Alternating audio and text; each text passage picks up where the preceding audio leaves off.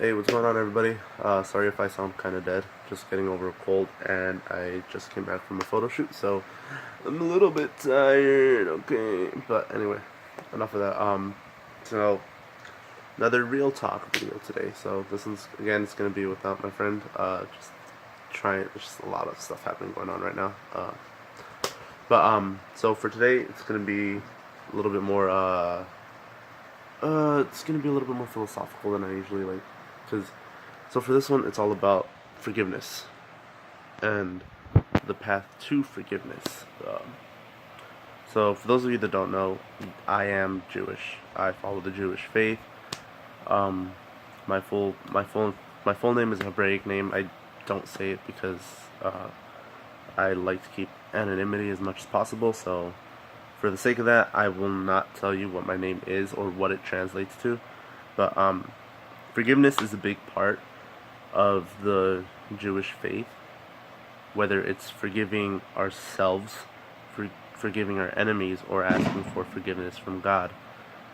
Forgiveness is something that shows up quite often, not just in religion, but also in other parts of everyday life. I know with me, like, I struggle with forgiveness sometimes because there are just some people that have done things that either directly impacted me or indirectly impacted me or directly impacted someone that I care about. And I struggle with forgiveness a lot because of certain situations that happened from me growing up the way I grew up. So it's forgiveness is different for everybody. It's difficult for some people to forgive others than it is for other people to do for it is for other people to forgive someone. Something big that I learned on forgiveness, it's more of can you can you forgive yourself for feeling that way towards that person while this person is trying to make right by you.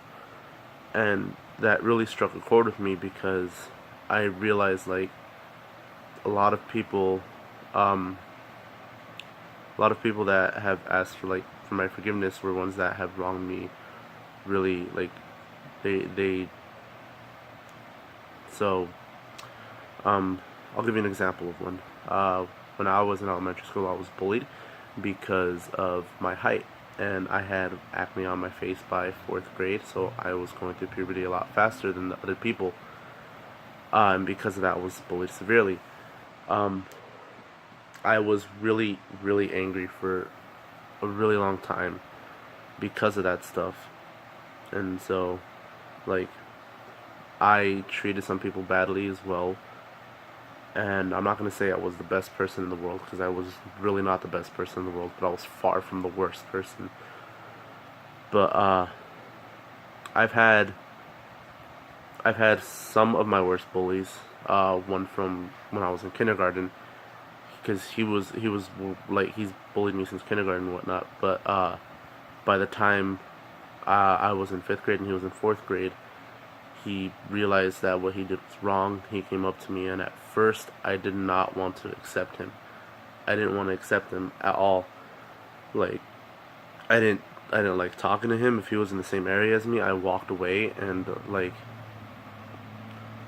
I went to Shabbat school uh, a little while after that, and we had talked about forgiveness and whatnot. And I really went and I made amends with him. Like, he was my biggest bully from kindergarten all the way through. Now the reason I say he was in fourth grade and I was in fifth grade is because he got held back a year. But he was really like one of the worst offenders from that. And then he he realized that something was wrong with that, and he came up, he approached me, and he, like, asked for my forgiveness. Like, as as formal as a fourth grader can get when asking for forgiveness. It was more like, hey, like, I'm really sorry I did all those things to you when we were really young, and I know it wasn't right, and I'm just trying to make right by you now. at first I really didn't want to accept him because he was one of the big reasons that I didn't feel like even going to school at all sometimes. But eventually I decided, you know what, I need to give him a chance. I need to give him a second chance. So did. I did, and at first I was still really hesitant, because I didn't know whether he really changed or he was just saying that to like preserve an image that he has. But he really did change, and I saw it a lot more when we got into high school and we were playing football. Like, he really did change. He really did turn over a new leaf. He realized his mistakes and whatnot, and he cleaned up his act. So that's one example of someone like asking for forgiveness, and me, like, I had to be the one to step aside and tell myself I need to give them a chance. And that's the thing. Like, it's oftentimes you're the one holding yourself back from forgiving that person. Like, yeah, I'm still really mad that he bullied me, and I still have those like emotional scars and whatnot. And and everyone will. And that's the thing about that, is that it does, like, bullying does leave emotional scars behind, but it's up to the victim of bullying to decide whether they want to give their bully a second chance or not. Now, one of my biggest bullies, she still hasn't asked for forgiveness. She was two-faced. She pretended that she was all cool and chill with me just because our brothers knew each other, and like, I kind of saw how she was towards other people, like people in my friend circle when we were kids. Like, I saw how she was towards them, and I saw her true colors and everything, and I really did not want to associate myself with her.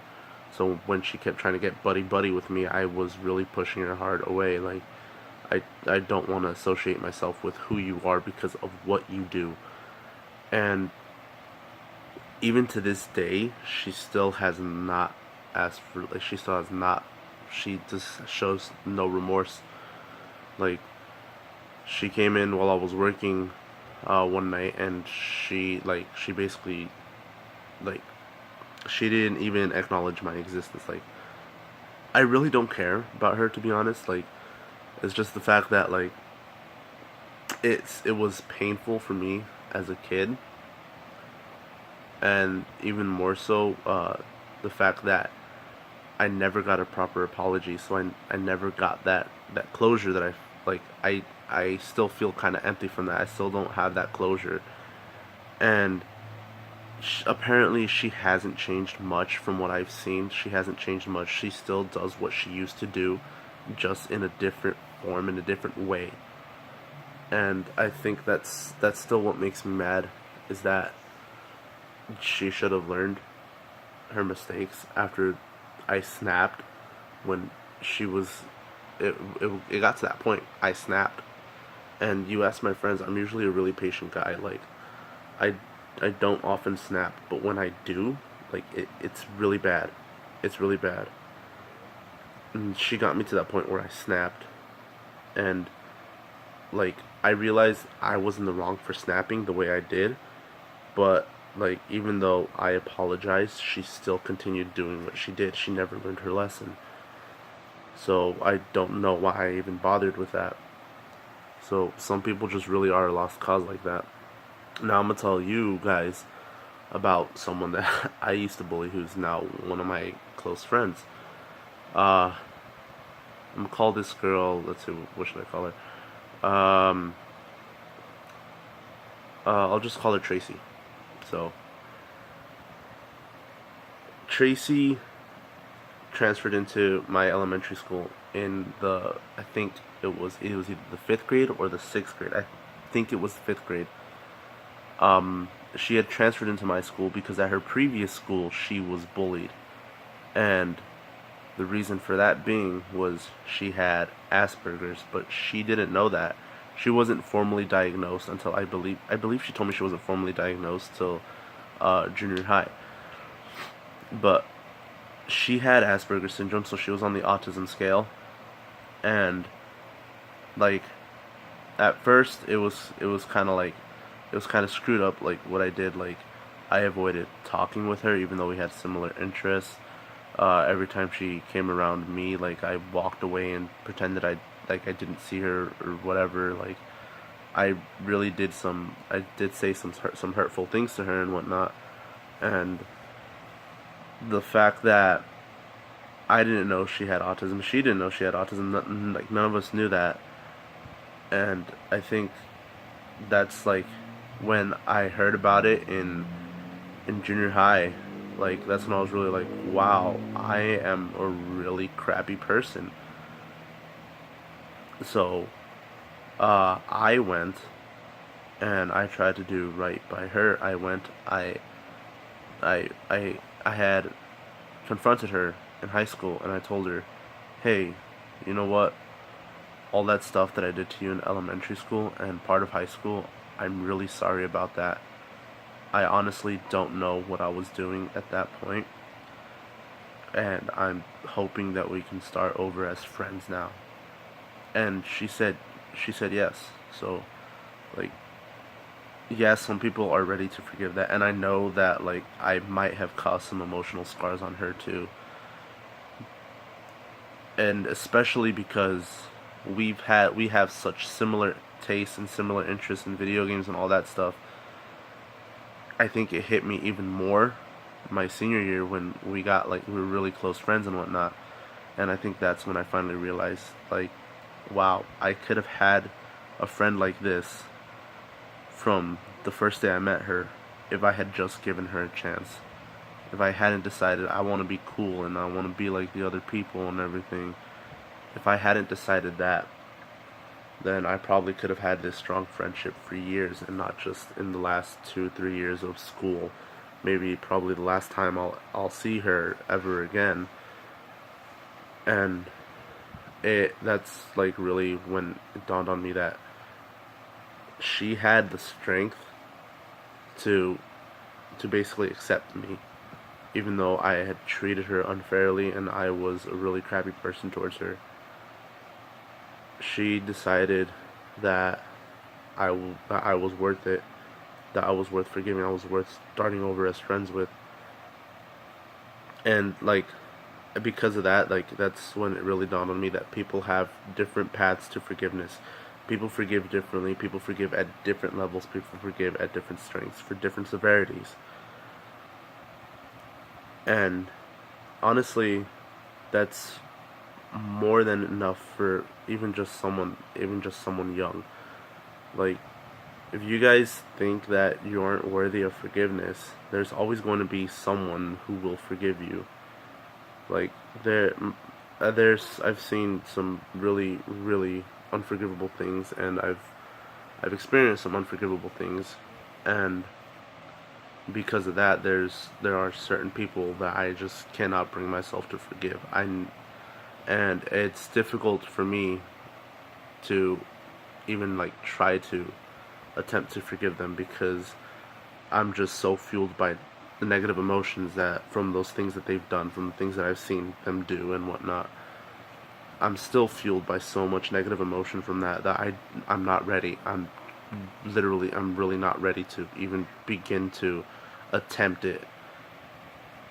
And it sucks because these were people that I had a really close relationship with when I was a lot younger.